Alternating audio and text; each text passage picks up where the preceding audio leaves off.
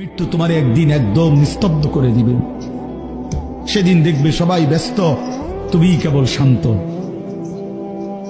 সেদিনও দোকান খুলবে, সেদিনও রোদ উঠবে,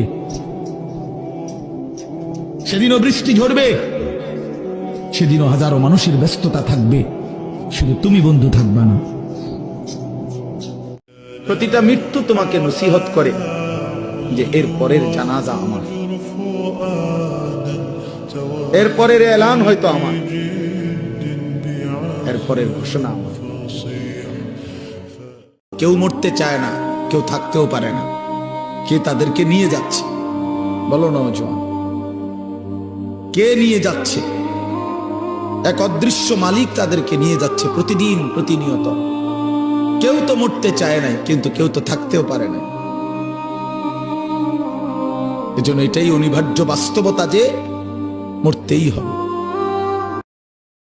গ্রামে থাকেন আর শহরে থাকেন, সম্পদ কম থাকুক আর না থাকুক, অভাবে থাকেন আর প্রাচুর্যে থাকেন, মৃত্যু আসবেই। কবরে যেতে হবেই, আখিরাতে মুখোমুখি আল্লাহর হতে হবেই, আল্লাহর মুখোমুখি হতে হবেই।